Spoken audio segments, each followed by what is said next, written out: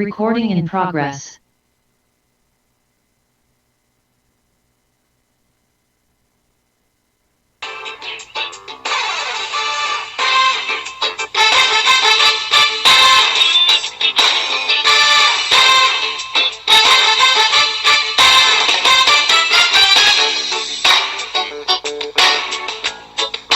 Praise you, Lord. Worship you, Lord.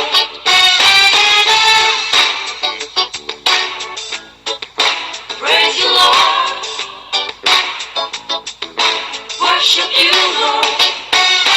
Beautiful, powerful, you don't want blessings. Beautiful, powerful, you don't want blessings.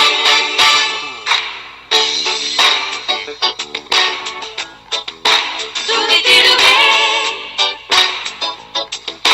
தொழுதிடுவே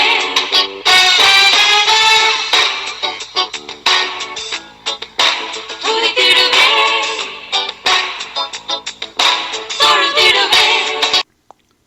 நீங்கள் இணைந்திருப்பது சங்கமம் வானொலி, destiny in Jesus Christ, Tamil கிறிஸ்தவ வானொலி, கனேடிய மண்ணிலிருந்து ஒலிபரப்பாகிறது. மார்க் 16:15, மத்தேயு 24:14 வசனத்தின்படி இயேசு சீசர்களை நோக்கி, நீங்கள் உலகெங்கும் போய் சர்வ சிருஷ்டிக்கும் சுவிசேஷத்தை பிரசங்கியுங்கள். ராஜ்யத்தினுடைய இந்த சுவிசேஷம் பூலோகமெங்குமுள்ள சகல ஜாதிகளுக்கும் சாட்சியாக பிரசங்கப்படும். அப்பொழுது முடிவு வரும் என்ற வசனத்தின்படி ஆத்துமாக்களை பரலோகத்தில் சங்கமிக்கும் வானொலி சங்கமம், சங்கமம், சங்கமம். தொழுதிடுவே இருந்தவர் நீந்தவர் அதிசயமானவர் இருந்தவர் நீந்தவர் அதிசயமானவர். ஒரு வார்த்தை இருந்தது, அந்த வார்த்தை தேவன்தானே, அந்த வார்த்தை தேவன்தானே. அகிலமாளும் வார்த்தையது, ஜீவனுள்ள வார்த்தையது.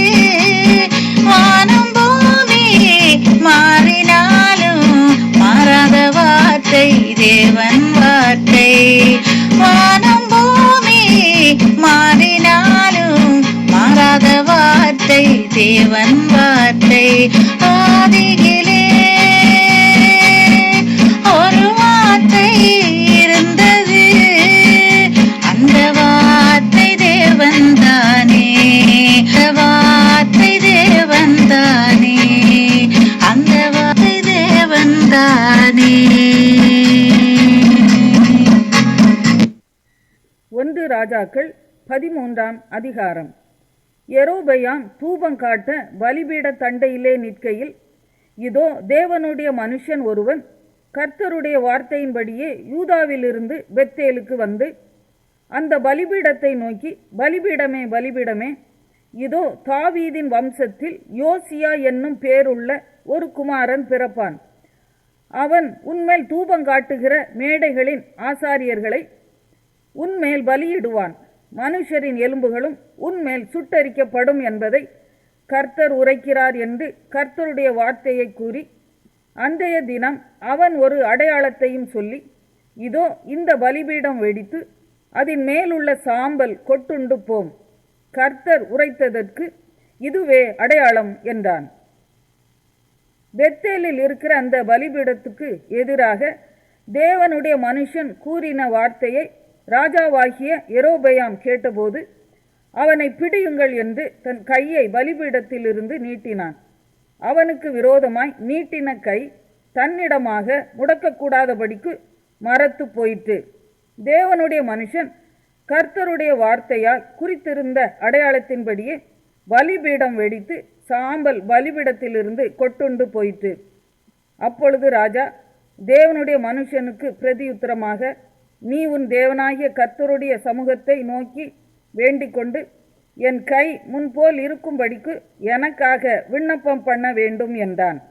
அப்பொழுது தேவனுடைய மனுஷன் கர்த்தருடைய சமூகத்தை நோக்கி வருந்தி விண்ணப்பம் செய்தான். ராஜாவின் கை முன்னிருந்தபடி சீர்பட்டது. அப்பொழுது ராஜா தேவனுடைய மனுஷனை நோக்கி, நீ என்னோட கூட வீட்டுக்கு வந்து இளைப்பாரு, உனக்கு வெகுமானம் தருவேன் என்றான். தேவனுடைய மனுஷன் ராஜாவை நோக்கி, நீர் எனக்கு உம்முடைய வீட்டில் பாதி கொடுத்தாலும் நான் உம்மோடே வருவதும் இல்லை, இந்த ஸ்தலத்தில் அப்பம் புசிப்பதும் இல்லை, தண்ணீர் குடிப்பதும் இல்லை.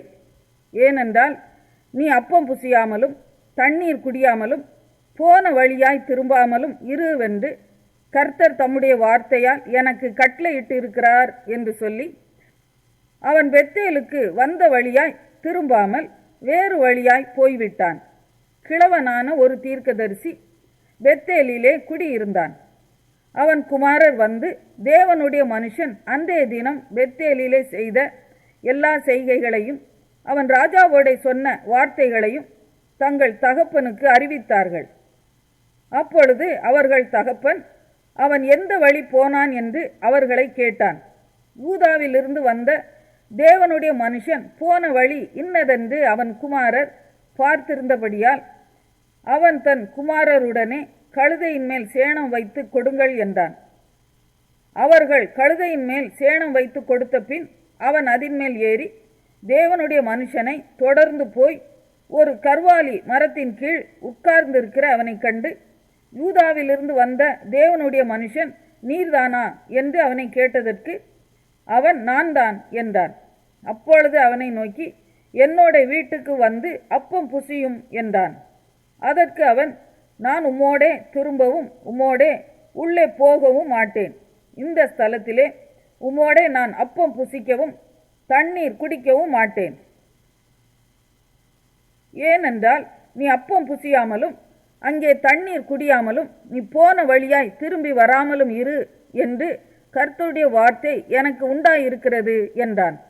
அதற்கு அவன், உம்மை போல நானும் தீர்க்கதரிசிதான். அவன் அப்பம் புசித்து தண்ணீர் குடிக்க நீ அவனை திருப்பி உன் வீட்டுக்கு அழைத்து கொண்டு வா என்று ஒரு தூதன் கர்த்தருடைய வார்த்தையாக என்னோட சொன்னான் என்று அவனிடத்தில் போய் சொன்னான். அப்பொழுது அவன் இவனோட திரும்பி போய் இவன் வீட்டிலே அப்பம் புசித்து தண்ணீர் குடித்தான். அவர்கள் பந்தியில் உட்கார்ந்திருக்கிற போது அவனை திருப்பி கொண்டு வந்த தீர்க்கதரிசிக்கு கர்த்தருடைய வார்த்தை உண்டானதினால் அவன் யூதாவிலிருந்து வந்த தேவனுடைய மனுஷனை பார்த்து சத்தமிட்டு, உன் தேவனாகிய கர்த்தர் உனக்கு கற்பித்த கட்டளையை நீ கைக்கொள்ளாமல் கர்த்தருடைய வாக்கை மீறி அப்பம் புசிக்கவும் தண்ணீர் குடிக்கவும் வேண்டாம் என்று அவர் விலக்கின ஸ்தலத்துக்கு நீ திரும்பி அப்பம் புசித்து தண்ணீர் குடித்தபடியினால் உன்னுடைய பிரேதம் உன் பிதாக்களின் கல்லறையிலே சேருவதில்லை என்று கர்த்தர் சொல்லுகிறார் என்றான். அவன் போஜன பானம் பண்ணி முடிந்த பின்பு அந்த தீர்க்கதரிசியை திருப்பி கொண்டு வந்தவன் அவனுக்கு கழுதையின் மேல் சேணம் வைத்து கொடுத்தான். அவன் போன பிற்பாடு வழியிலே ஒரு சிங்கம் அவனுக்கு எதிர்பட்டு அவனை கொன்று போட்டது. அவன் பிரேதம் வழியிலே கிடந்தது. கழுதை அதன் அண்டையிலே நின்றது, சிங்கமும் பிரேத தண்டையிலே நின்றது. அந்த வழியே கடந்து வருகிற மனுஷர் வழியிலே கிடக்கிற பிரேதத்தையும் பிரேத தண்டையிலே நிற்கிற சிங்கத்தையும் கண்டு கிழவனான தீர்க்கதரிசி குடியிருந்த பட்டணத்திலே வந்து சொன்னார்கள். அவனை வழியிலிருந்து திரும்ப பண்ணின தீர்க்கதரிசி அதை கேட்டபோது, அவன் கர்த்தருடைய வாக்கை மீறின தேவனுடைய மனுஷன்தான். கர்த்தர் அவனுக்கு சொன்ன வார்த்தையின்படியே கர்த்தர் அவனை ஒரு சிங்கத்திற்கு ஒப்பு கொடுத்தார், அது அவனை முறித்து கொண்டு போட்டது என்று சொல்லி தன் குமாரரை நோக்கி, எனக்கு கழுதையின் மேல் சேணம் வைத்து கொடுங்கள் என்றான். அவர்கள் சேணம் வைத்து கொடுத்தார்கள். அப்பொழுது அவன் போய் வழியிலே கிடக்கிற அவன் பிரேதத்தையும் பிரேத தண்டையிலே கழுதையும் சிங்கமும் நிற்கிறதையும் கண்டான். அந்த சிங்கம் பிரேதத்தை தின்னவும் இல்லை, கழுதையை முறித்து போடவும் இல்லை. அப்பொழுது கிழவனான அந்த தீர்க்கதரிசி தேவனுடைய மனுஷனின் பிரேதத்தை எடுத்து அதை கழுதையின் மேல் வைத்து அதற்காக துக்கம் கொண்டாடவும் அதை அடக்கம் பண்ணவும் அதை தன் பட்டணத்திற்கு கொண்டு வந்து அவன் பிரேதத்தை தன்னுடைய கல்லறையிலே வைத்தான். அவனுக்காக ஐயோ என் சகோதரனே என்று புலம்பி துக்கம் கொண்டாடினார்கள். அவனை அடக்கம் பண்ணின பின்பு அவன் தன் குமாரரை நோக்கி, நான் மரிக்கும்போது தேவனுடைய மனுஷன் அடக்கம் பண்ணப்பட்ட கல்லறையிலே என்னையும் நீங்கள் அடக்கம் பண்ணி அவன் எலும்புகள் அண்டையிலே என் எலும்புகளையும் வையுங்கள். அவன் பெத்தேலில் இருக்கிற பலிபீடத்திற்கும் சமாரியாவின் பட்டணங்களில் இருக்கிற மேடைகளாகிய சகல கோவில்களுக்கும் விரோதமாக கூறின கர்த்தருடைய வார்த்தை நிச்சயமாய் நிறைவேறும் என்றான். இந்த நடபடிக்கு பின்பு யெரொபெயாம் தன் பொல்லாத வழியை விட்டு திரும்பாமல் மறுபடியும் ஜனத்தில் ஈனமானவர்களை மேடைகளின் ஆசாரியராக்கினான். எவன் மேல் அவனுக்கு மனதிருந்ததோ அவனை பிரதிஷ்டை பண்ணினான். அப்படிப்பட்டவர்கள் மேடைகளின் ஆசாரியரானார்கள். யெரொபெயாமின் வீட்டாரை பூமியின் மேல் வைக்காமல் அதம் பண்ணி அழிக்கும்படியாக இந்த எரேமியா 39ஆம் அதிகாரம். யூதாவின் ராஜாவாகிய சிதேக்கியா அரசாண்ட 9ஆம் வருஷம் 10ஆம் மாதத்திலே பாபிலோன் ராஜாவாகிய நேபுகாத்நேச்சாரும் அவனுடைய எல்லா இராணுவமும் எருசலேமுக்கு விரோதமாய் வந்து அதை முற்றுகை போட்டார்கள். சிதேக்கியா அரசாண்ட 11ஆம் வருஷம் 4ஆம் மாதம் 9ஆம் தேதியிலே நகரத்து மதிலில் திறப்பு கண்டது. அப்பொழுது பாபிலோன் ராஜாவின் பிரபுக்களாகிய நெர்கல் சரேத்சேர், சம்கார் நேபோ, சர்சேகிம், ரப்சாரிஸ், நெர்கல் சரேத்சேர், ரப்மாக் என்பவர்களும் பாபிலோன் ராஜாவின் மற்ற எல்லா பிரபுக்களும் உட்பிரவேசித்து நடுவாசலில் இருந்தார்கள். அப்பொழுது யூதாவின் ராஜாவாகிய சிதேக்கியாவும் சகல யுத்த மனுஷரும் அவர்களை கண்டபோது ஓடி ராத்திரி காலத்தில் ராஜாவுடைய தோட்டத்து வழியே 2 மதில்களுக்கு நடுவான வாசலால் நகரத்திலிருந்து புறப்பட்டு போனார்கள். அவன் வயல்வெளியின் வழியே போய்விட்டான். ஆனாலும் கல்தேயருடைய இராணுவம் அவர்களை பின்தொடர்ந்து எரிகோவின் சமபூமியில் சிதேக்கியாவை கிட்டி அவனை பிடித்து அவனை ஆமாத் தேசத்தின் ஊராகிய ரிப்லாவுக்கு பாபிலோன் ராஜாவாகிய நேபுகாத்நேச்சாரிடத்தில் கொண்டு போனார்கள். அங்கே இவன் அவனை குறித்து தீர்ப்பு செய்தான். பின்பு பாபிலோன் ராஜா ரிப்லாவிலே சிதேக்கியாவின் குமாரரை அவன் கண்களுக்கு முன்பாக வெட்டுவித்தான். யூதா பிரபுக்கள் அனைவரையும் பாபிலோன் ராஜா வெட்டி சிதேக்கியாவின் கண்களை கெடுத்து அவனை பாபிலோனுக்கு கொண்டு போக அவனுக்கு 2 வெண்கல விலங்குகளை போட்டான். கல்தேயர் ராஜாவின் அரமனையையும் ஜனத்தின் வீடுகளையும் அக்கினியினால் சுட்டெரித்து எருசலேமின் மதில்களை இடித்து போட்டார்கள். நகரத்தில் தங்கியிருந்த ஜனங்களையும் தன் பட்சத்தில் ஓடி வந்து விட்டவர்களையும் மீதியான மற்ற ஜனங்களையும் காவற் சேனாதிபதியாகிய நேபுசராதான் பாபிலோனுக்கு சிறைகளாக கொண்டு போனான். காவற் சேனாதிபதியாகிய நேபுசராதான் ஒன்றுமில்லாத ஏழைகளில் சிலரை யூதா தேசத்திலே வைத்து அவர்களுக்கு அந்நாளிலே திராட்சை தோட்டங்களையும் வயல் நிலங்களையும் கொடுத்தான். ஆனாலும் எரேமியாவை குறித்து பாபிலோன் ராஜாவாகிய நேபுகாத்நேச்சார் காவற் சேனாதிபதியாகிய நேபுசராதானை நோக்கி, நீ அவனை அழைப்பித்து அவனுக்கு ஒரு பொல்லாப்பும் செய்யாமல் அவனை பத்திரமாய் பார்த்து அவன் உன்னோடே சொல்லுகிறபடியெல்லாம் அவனை நடத்தென்று கட்டளை கொடுத்தான். அப்படியே காவற் சேனாதிபதியாகிய நேபுசராதானும் நேபுசஸ்பான், ரப்சாரிஸ், நெர்கல் சரேத்சேர், ரப்மாக் என்பவர்களும் பாபிலோன் ராஜாவின் எல்லா பிரபுக்களும் எரேமியாவை காவற்சாலையின் முற்றத்திலிருந்து வரவழைத்து அவனை வெளியே வீட்டுக்கு அழைத்து கொண்டு போகும்படிக்கு அவனை சாப்பானுடைய குமாரனாகிய அகிகாமின் மகனான கெதலியாவின் இடத்தில் ஒப்புவித்தார்கள். அப்படியே அவன் ஜனத்துக்குள்ளே தங்கியிருந்தான். இதுவும் அல்லாமல் எரேமியா இன்னும் காவற்சாலையின் முற்றத்திலே அடைக்கப்பட்டு இருக்கையில் அவனுக்கு கர்த்தரால் உண்டான வசனம், நீ போய் எத்தியோப்பியன் ஆகிய எபத்மெலேக்குக்கு சொல்ல வேண்டியது என்னவென்றால், இதோ என்னுடைய வார்த்தைகளை இந்த நகரத்தின் மேல் நன்மையாக அல்ல தீமையாகவே வரப்பண்ணுவேன். அவைகள் அந்நாளிலே உன் கண்களுக்கு முன்பாக நிறைவேறும் என்று இஸ்ரவேலின் தேவனாகிய சேனைகளின் கர்த்தர் சொல்லுகிறார். ஆனால் அந்நாளிலே உன்னை தப்புவிப்பேன் என்று கர்த்தர் சொல்லுகிறார். நீ பயப்படுகிற மனுஷரின் கையிலே உப்பு கொடுக்கப்படுவதில்லை. உன்னை நிச்சயமாக விடுவிப்பேன். நீ பட்டயத்துக்கு இரையாவதில்லை. நீ என்னை நம்பினபடியினால் உன் பிராணன் உனக்கு கிடைத்த கொள்ளை பொருளை போல இருக்கும் என்று. மாற்கு 13ஆம் அதிகாரம்.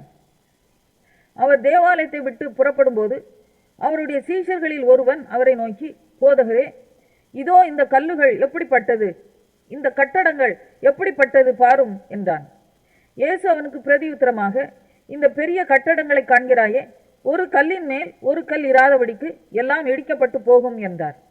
பின்பு அவர் தேவாலயத்திற்கு எதிராக ஒலிவ மலையின் மேல் உட்கார்ந்திருக்கையில் பேதுருவும் யாக்கோபும் யோவானும் அந்திரேயாவும் அவரிடத்தில் தனித்து வந்து, இவைகள் எப்பொழுது சம்பவிக்கும், இவைகளெல்லாம் நிறைவேறும் காலத்துக்கு அடையாளம் என்ன, எங்களுக்கு சொல்ல வேண்டும் என்றார்கள். இயேசு அவர்களுக்கு பிரதியுத்தரமாக, ஒருவனும் உங்களை வஞ்சியாதபடிக்கு எச்சரிக்கையாய் இருங்கள். ஏனெனில் அநேகர் வந்து என் நாமத்தை கொண்டு நானே கிறிஸ்து என்று சொல்லி அநேகரை வஞ்சிப்பார்கள். யுத்தங்களின் செய்திகளையும் கேள்விப்படும்போது கலங்காதேயுங்கள். இவைகள் சம்பவிக்க வேண்டியதே, ஆனாலும் முடிவு உடனே வராது. ஜனத்துக்கு விரோதமாய் ஜனமும் ராஜ்யத்துக்கு விரோதமாய் ராஜ்யமும் எழும்பும். பூமி அதிர்ச்சிகளும் பல இடங்களில் உண்டாகும். பஞ்சங்களும் கலகங்களும் உண்டாகும். இவைகள் வேதனைகளுக்கு ஆரம்பம். நீங்களோ எச்சரிக்கையாய் இருங்கள். ஏனெனில் உங்களை ஆலோசனை சங்கங்களுக்கு ஒப்பு கொடுப்பார்கள். நீங்கள் ஜெப ஆலயங்களில் அடிக்கப்படுவீர்கள். என் நிமித்தம் தேசாதிபதிகளுக்கும் ராஜாக்களுக்கும் சாட்சியாக அவர்களுக்கு முன்பாக நிறுத்தப்படுவீர்கள். சகல ஜாதிகளுக்கும் சுவிசேஷம் முந்தி பிரசங்கிக்கப்பட வேண்டும். அவர்கள் உங்களை கொண்டு போய் ஒப்பு கொடுக்கும்போது நீங்கள் என்ன பேசுவோம் என்று முன்னதாக கவலைப்படாமலும் சிந்தியாமலும் இருங்கள். அந்த நாளிகையிலே உங்களுக்கு எது அருள் செய்யப்படுமோ அதையே பேசுங்கள். ஏனெனில் பேசுகிறவர்கள் நீங்கள் அல்ல, பரிசுத்த ஆவியே பேசுகிறவர். அன்றியும் சகோதரன் சகோதரனையும் தகப்பன் பிள்ளையையும் மரணத்துக்கு ஒப்பு கொடுப்பார்கள். பெற்றாருக்கு விரோதமாக பிள்ளைகள் எழும்பி அவர்களை கொலை செய்வார்கள். என் நாமத்தின் நிமித்தம் எல்லாராலும் பகைக்கப்படுவீர்கள். முடிவு பரியந்தம் நிலை நிற்பவனே ரட்சிக்கப்படுவான். மேலும் பாழாக்குகிற அருவருப்பை குறித்து தானியேல் தீர்க்கதரிசி சொல்லி இருக்கிறானே, வாசிக்கிறவன் சிந்திக்க கடவன். அது நிற்கத்தகாத இடத்திலே நீங்கள் அதை நிற்க காணும்போது யூதேயாவில் இருக்கிறவர்கள் மலைகளுக்கு ஓடிப்போக கடவர்கள். வீட்டின் மேல் இருக்கிறவன் தன் வீட்டுக்குள் இறங்காமலும் தன் வீட்டில் எதையாகிலும் எடுத்துக்கொள்ள உள்ளே போகாமலும் இருக்க கடவன். வயலில் இருக்கிறவன் தன் வஸ்திரத்தை எடுப்பதற்கு பின்னிட்டு திரும்பாதிருக்க கடவன். அந்நாட்களிலே கர்ப்பவதிகளுக்கும் பால் கொடுக்கிறவர்களுக்கும் ஐயோ, நீங்கள் ஓடிப்போவது மாறி காலத்திலே சம்பவியாதபடிக்கு வேண்டிக் கொள்ளுங்கள். ஏனெனில் தேவன் உலகத்தை சிருஷ்டித்தது முதல் இதுவரைக்கும் சம்பவித்திராததும் இனிமேலும் சம்பவியாததுமான உபத்திரவம் அந்நாட்களில் உண்டாயிருக்கும். கர்த்தர் அந்நாட்களை குறைத்திராவிட்டால் ஒருவனாகிலும் தப்பி போவதில்லை. தாம் தெரிந்து கொண்டவர்களின் நிமித்தமோ அவர் அந்த நாட்களை குறைத்திருக்கிறார். அப்பொழுது இதோ கிறிஸ்து இங்கே இருக்கிறார், அதோ அங்கே இருக்கிறார் என்று எவனாகிலும் சொன்னால் நம்பாதேயுங்கள். ஏனெனில் கள்ள கிறிஸ்துக்களும் கள்ள தீர்க்கதரிசிகளும் எழும்பி கூடுமானால் தெரிந்து கொள்ளப்பட்டவர்களையும் வந்திக்கத்தக்கதாக அடையாளங்களையும் அற்புதங்களையும் செய்வார்கள். நீங்களோ எச்சரிக்கையா இருங்கள். இதோ எல்லாவற்றையும் முன்னதாக உங்களுக்கு அறிவித்திருக்கிறேன். அந்நாட்களிலே அந்த உபத்திரவத்திற்கு பின்பு சூரியன் அந்தகாரப்படும், சந்திரன் ஒளியை கொடாதிருக்கும், வானத்தின் நட்சத்திரங்கள் விழும், வானங்களில் உள்ள சத்துவங்களும் அசைக்கப்படும். அப்பொழுது மனுஷகுமாரன் மிகுந்த வல்லமையோடும் மகிமையோடும் மேகங்களின் மேல் வருகிறதை காண்பார்கள். அப்பொழுது அவர் தம்முடைய தூதரை அனுப்பி தாம் தெரிந்து கொண்டவர்களை பூமியின் கடைமுனை முதற்கொண்டு வானத்தின் கடைமுனை மட்டுமுள்ள 4 திசைகளிலும் இருந்து கூட்டி சேர்ப்பார். அத்திமரத்தினால் ஒரு உவமையை கற்றுக்கொள்ளுங்கள். அதிலே இளங்கிளை தோன்றி துளிர்விடும்போது வசந்த காலம் சமீபமாயிற்று என்று அறிவீர்கள். அப்படியே இவைகள் சம்பவிக்கிறதை நீங்கள் காணும்போது அவர் சமீபமாய் வாசல் அருகே வந்திருக்கிறார் என்று அறியுங்கள். இவைகளெல்லாம் சம்பவிக்கும் முன்னே இந்த சந்ததி ஒளிந்து போகாதென்று மெய்யாகவே உங்களுக்கு சொல்லுகிறேன். வானமும் பூமியும் ஒளிந்து போம், என் வார்த்தைகளோ ஒளிந்து போவதில்லை. அந்த நாளையும் அந்த நாளிகையையும் பிதா ஒருவர் தவிர மற்றொருவனும் அறியான். பரலோகத்தில் உள்ள தூதர்களும் அறியார்கள், குமாரனும் அறியார். அக்காலத்தை நீங்கள் அறியாதபடியால் எச்சரிக்கையாய் இருங்கள். விழித்திருந்து ஜெபம் பண்ணுங்கள். ஒரு மனுஷன் தன் வீட்டை விட்டு புறதேசத்துக்கு பிரயாணம் போக எத்தனிக்கும் போது தன் ஊழியக்காரருக்கு அதிகாரம் கொடுத்து அவனுக்கு தன் வேலையையும் நியமித்து விழித்திருக்கும்படிக்கு காவல் காக்கிறவனுக்கு கற்பிப்பான். அப்படியே நீங்களும் விழித்திருங்கள். ஏனெனில் வீட்டஜமான் சாயங்காலத்திலோ நடுராத்திரியிலோ சேவல் கூவும் நேரத்திலோ காலையிலோ எப்பொழுது வருவான் என்று நீங்கள் அறியீர்கள். நீங்கள் நினையாத வேளையில் அவன் வந்து உங்களை தூங்குகிறவர்களாக கண்டுபிடியாதபடிக்கு ஒரு வார்த்தை இருந்தது, அந்த வார்த்தை தேவன்தானே, அந்த வார்த்தை தேவன்தானே. அகிலமாளும் வார்த்தையது, ஜீவனுள்ள வார்த்தையது. வானம் பூமி மாறினாலும் மாறாத வார்த்தை தேவன் வார்த்தை. வானம் பூமி மாறினாலும் மாறாத வார்த்தை தேவன் வார்த்தை. ஆதியிலே ஒரு வார்த்தை இருந்தது, அந்த வார்த்தை தேவன்தானே, அந்த வார்த்தை தேவன்தானே, அந்த வார்த்தை தேவன்தானே.